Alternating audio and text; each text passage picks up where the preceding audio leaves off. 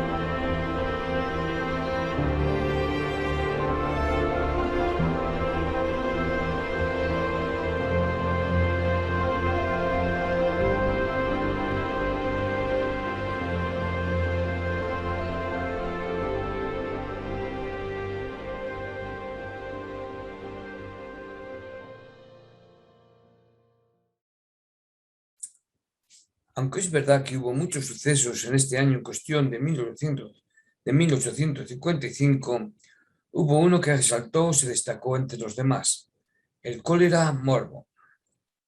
En aquel momento se desconocía su modo de transmisión. Desde el descubrimiento hecho por Robert Koch en 1884, sabemos que es una enfermedad contagiosa que se contrae al entrar en el organismo el microbio conocido como Vibrio cholerae. Ay, es un nombre complicado. Vibrio cholerae. Lo tengo que leer porque si no, Vibrio cholerae.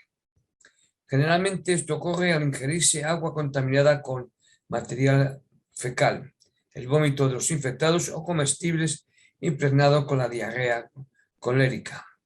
Los síntomas de la enfermedad son diarreas repetidas, calambres intensos, convulsiones, vómitos y fiebres. Ante tal cuadro clínico de deshidratación, de no reponerse los fluidos, generalmente la muerte sobreviene en pocas horas. Es decir, hay que beber bastante agua. Desde comienzos de 1855, la Gaceta de Puerto Rico reproducía del Eco Hispanoamericano una advertencia sobre los síntomas del cólera. En tiempos de cólera, todo malestar brusco o sin motivo, como frío, calosfríos, vértigos, desvanecimiento, palpitaciones, opresión, espasmos al pecho, coléricos, diarreas, ansia de vomitar, vómitos, inquietud de las piernas, cansancio, grande sin motivo, calambres en piernas o brazos, más o menos fuertes. Estos síntomas aislados o en conjunto merecían mucha atención. Se recomendaba ejercitarse, tener una buena alimentación, no exponerse a cambios bruscos de temperatura para evitar el estrago o mitigar sus efectos, instrucciones muy poco plausibles en sociedades pobres. En cuanto al cuidado médico, recordemos que los facultativos escaseaban, sobre todo en las áreas rurales que constituían la mayor población en las diferentes provincias y era común en la mayoría de los países. La alarmante experiencia del cólera en los primeros municipios afectados sirvió de aviso y a modelo para las medidas sanitarias a seguir en los lugares donde se produjo la mortal pandemia. La historiografía en torno a la epidemia en otros entornos es amplia. Existe gran variedad de publicaciones que exhiben abordajes interdisciplinarios aplicados a la historia de la enfermedad a través del mundo y que asisten en una mejor comprensión de la epidemia más allá de su rango médico. Cuando el cólera llegó a Europa en 1830, el tratamiento se limitaba a recetar píldoras, eméticos o purgantes y sangría. Yo me quedo tonto. Eso daban. ¡Wow! Estos eran los remedios más comunes y en ocasiones se utilizaban varios simultáneamente. Muchas veces el remedio era peor que la enfermedad. Normal. El uso de purgantes y sangrías dejaba al paciente agotado de sus fluidos vitales. Los enfermos morían deshidratados o a consecuencia de la falta de sangre provocada por las sangrías. La intervención médica más peligrosa fue la remoción deliberada de sangre ya agotada que al parecer de los médicos contenía el germen colérico. Es decir, esto se refiere a que le volvían a meter la sangre contaminada pensando que el germen ya estaba muerto y que eso actuaría como vacuna. Para sangrías era muy efectivo el uso de sanguijuelas incrustadas en el ano. Por lo menos 15 de ellas podían extraer aproximadamente 1 onza de sangre cada una. Se cree que decenas de miles de pacientes con dichos tratamientos fueron llevados a la tumba por sus médicos. El cólera morbo a lo largo del siglo XIX asoló, procedente de la India, a extensas zonas de Europa y América. Penetró en España por el puerto de Vigo. En 1833 se declaró la primera epidemia en nuestro país. Hubo a lo largo del siglo 5 brotes afectando al centro, norte y Valencia. Ocasionó 600.000 muertos. Ante esta terrible situación, en muchos ayuntamientos se impusieron varias medidas, como por ejemplo crear una junta de salud, alcalde de barrio, prohibición de vender carne de cabra y oveja, además de aumentar la limpieza del matadero municipal y de los espacios públicos, prácticas inspecciones periódicas a las posadas y a las puestas de venta, limpiar toda la población, rociando todas las calles y plazas todos los días. Se prohíbe pedir limonas a forasteros, establecer vigilantes en las entradas del pueblo, evitar las aglomeraciones en las escuelas, limitando el número de niños por clase. También se hizo que los mayores contribuyentes dieran dinero que luego se les devolvió o que se hiciera una recolecta para hacer unas misas como ayuda al vencimiento de la terrible enfermedad. No debemos tener en cuenta que la mayoría de los países, por lo menos de Europa, eran católicos. Entonces, la práctica más común desde siglos ha sido cada vez que había un problema, pues acudir digamos, a la iglesia para orar y rezar por la salvación de los demás y principalmente de tu familia. En el año 1854, he dicho, entraba esta enfermedad procedente de las Antillas, desde Vigo, extendiéndose rápidamente por toda España. Esto se unió a una sequía bastante grave, consiguiendo un gran protagonismo en la segunda mitad del siglo XIX con la revolución vitivinícola que se produjo entonces. A modo de ejemplo, os voy a leer lo que sucedió en 1855 en los Santos de Maimona. En 1855 se presenta con una mortalidad de 328 personas. El momento de la mortalidad en este año se debe de nuevo a la epidemia de cólera, puesto que de este total de defunciones en 1855 hay 99 casos diagnosticados de cólera, aproximadamente un 30% de la población, apareciéndonos entre los meses de julio y septiembre. Esta epidemia de cólera es puesta de manifiesto por diversos autores como Peral, Rodríguez Flores y el propio Ayuntamiento de Los Santos, que a fecha de 11 de julio temen ser invadidos por esta enfermedad y comienzan a adoptar medidas por si ello ocurriera. El 5 de agosto se discute cuál sería la medida más acertada para mitigar los estragos que causa la enfermedad del cólera morbo en este vecindario, siendo uno de ellos el socorrer con toda urgencia las necesidades públicas y se acuerda nombrar una junta de beneficencia. Esto lo primero que hace es reclamar fondos mediante la desviación y previa autorización del gobernador de la provincia de los 3.500 reales que formaban parte del presupuesto ya aprobado por el Ayuntamiento para el acelerado y empedrado de calles junto con la formación de una charca. El 2 de septiembre se canta en la iglesia el Te Deum en acción de gracias por el cese de la enfermedad reinante. Ya he dicho que era una práctica común. Esta enfermedad dejó muy mermada la población, con un gran número de pobres, huérfanos y viudas.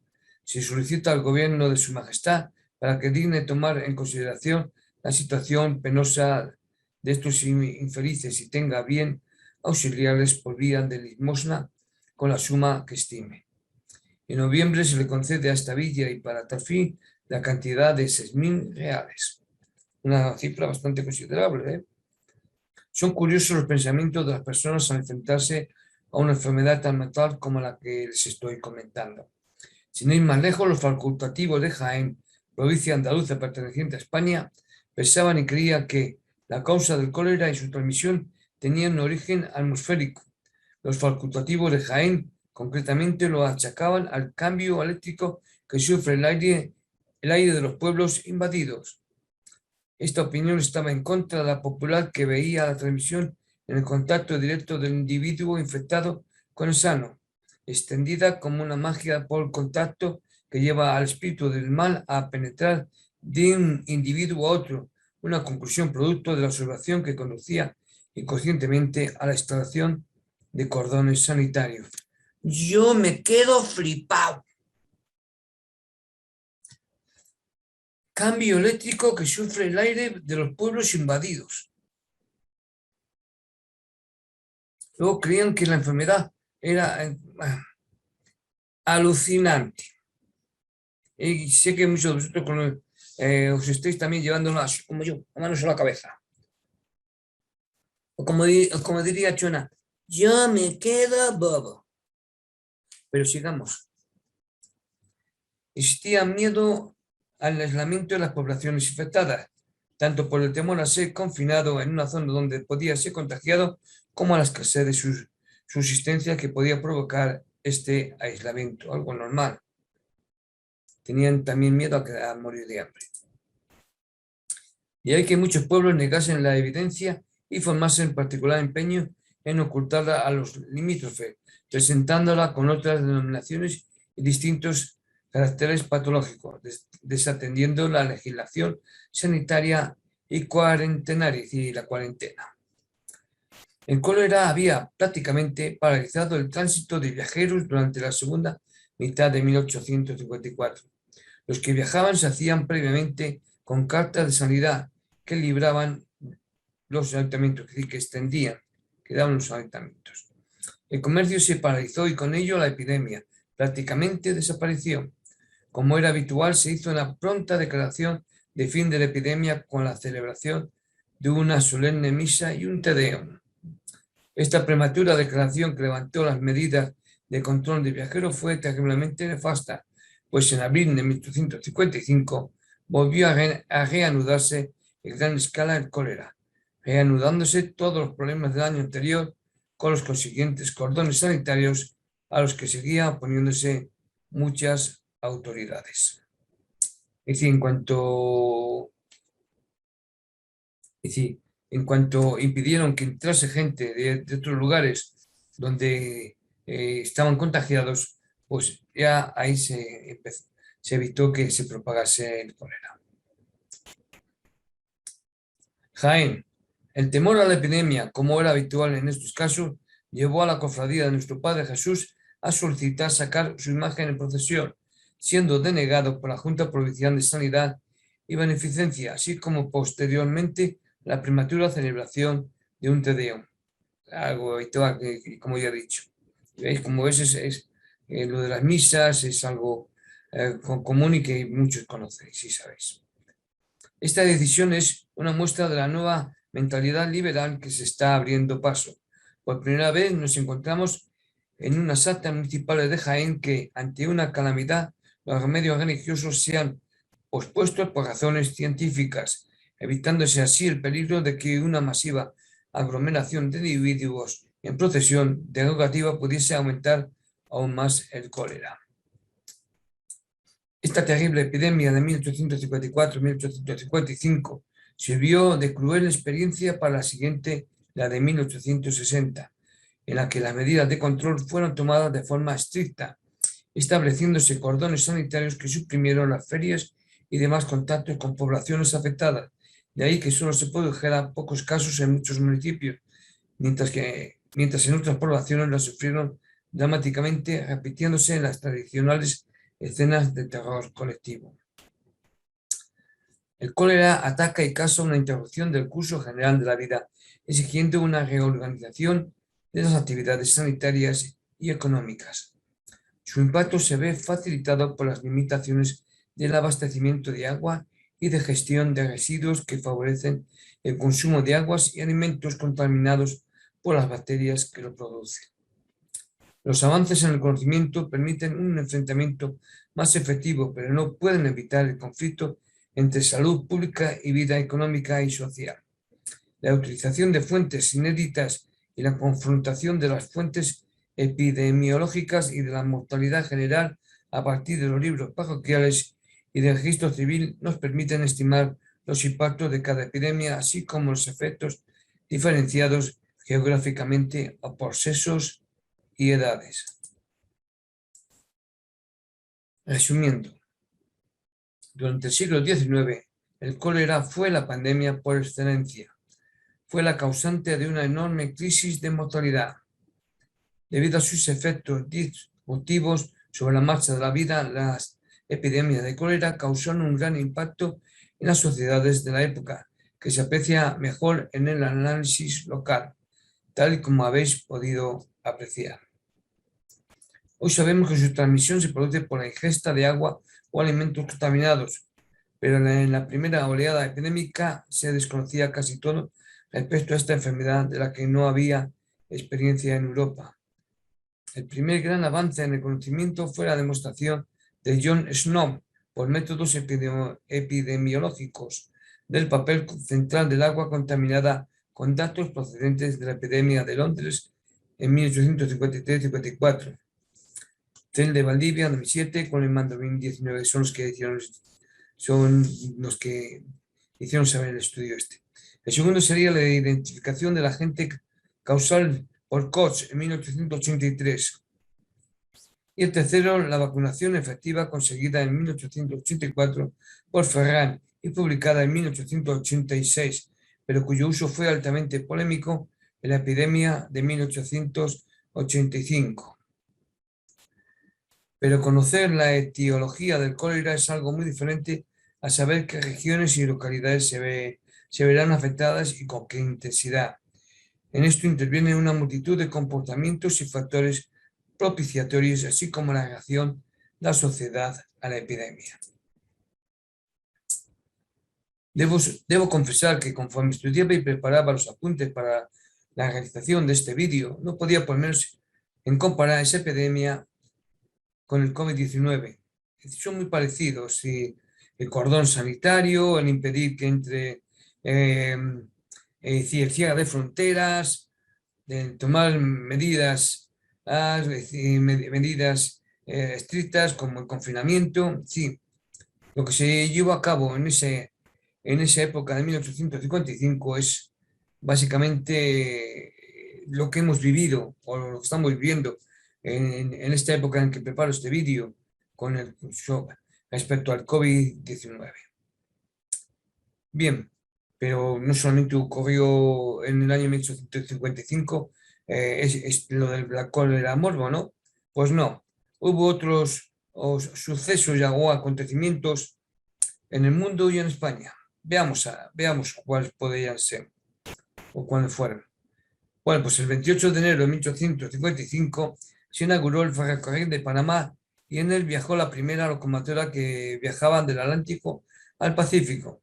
El 8 de marzo de 1855, el fotógrafo británico Roger Fenton, con su vagón de material fotográfico, llega a la guerra de Crimea.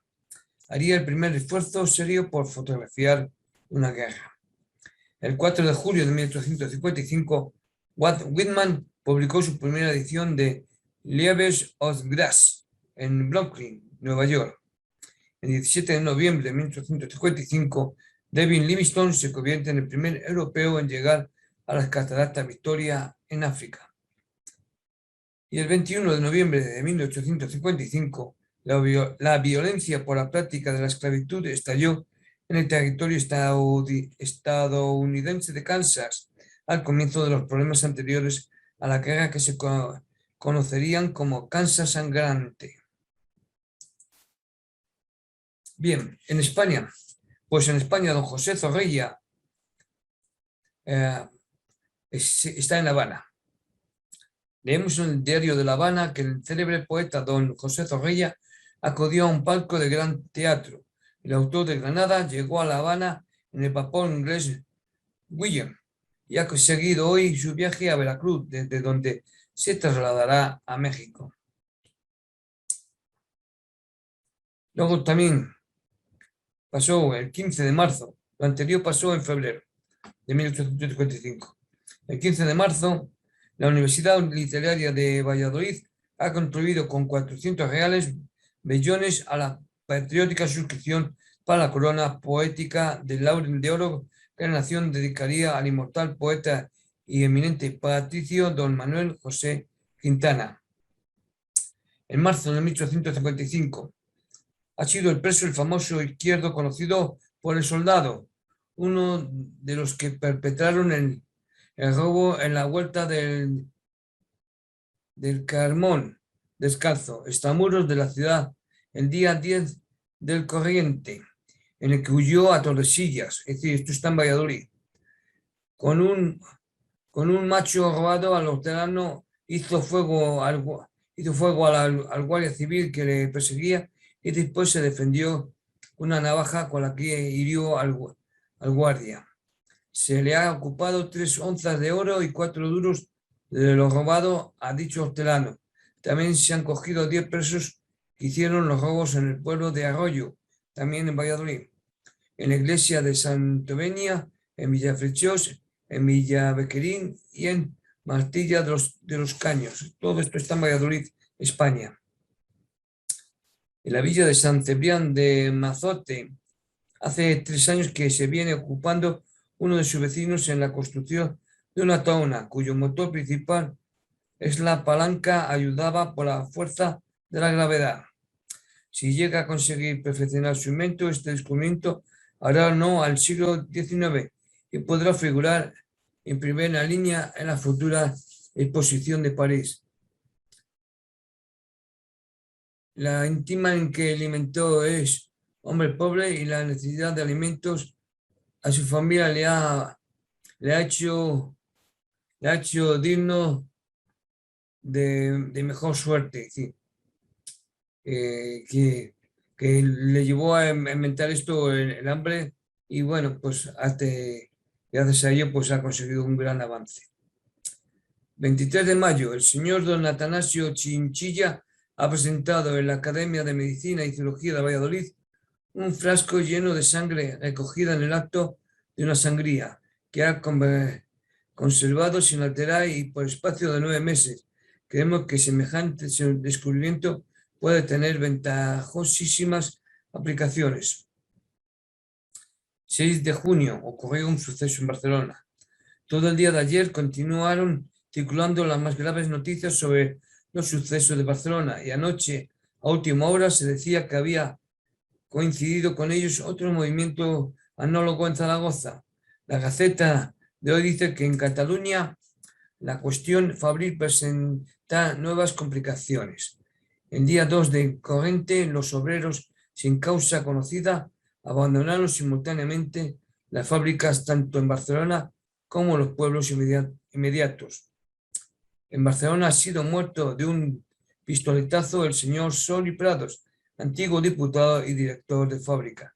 Se decía anoche que el capitán general había sido herido y las tropas obligadas a abandonar Barcelona. Guerra de Crimea. Eso lo hemos visto antes cuando hemos hablado del fotógrafo. 26 de junio de 1855. Tenemos datos relativos a la compra de los ingleses que los ingleses han hecho de caballos y mulos para el ejército de Crimea por medio de la comisión establecida en Cádiz. En total, los ingleses han adquirido 2.936 caballos y mulos cuyos precios oscilaron entre 1.000 y 4.000 reales. 11 de septiembre de 1855, seguimos en Crimea, en la guerra de Crimea. Según los despachos que se reciben, los aliados han conseguido un señalado triunfo en Crimea. Después de un reñido combate, los sitiadores de Sebastopol han logrado apoderarse de toda la parte sur de la ciudad. Han obligado al general ruso Príncipe Gorchakov a pedir un armisticio para recoger los heridos. Han convertido la plaza en una vasta hoguera, han dado principio a la destrucción de la armada enemiga y han clavado la bandera de Occidente sobre los hasta ahora inexpugnables muros de la torre de Melakov.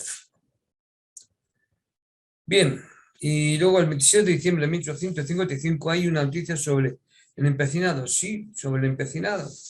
El alcalde de Burgos ha dado cuenta de que, de acuerdo con el ceremonial aprobado por el Ministerio de Justicia, han sido trasladados los restos del teniente general Juan Martínez Díez, el empecinado, de Roaz a Burgos y depositados con toda la dignidad que merece en una sala del excelentísimo ayuntamiento burgalés. Bien, hasta aquí llega la historia del año 1855 que he preparado. De nuevo solicito a vosotros, os acordéis que para poder mantener este canal y poder publicar más vídeos, necesito de tus donativos. No os olvidéis, en la descripción está el enlace.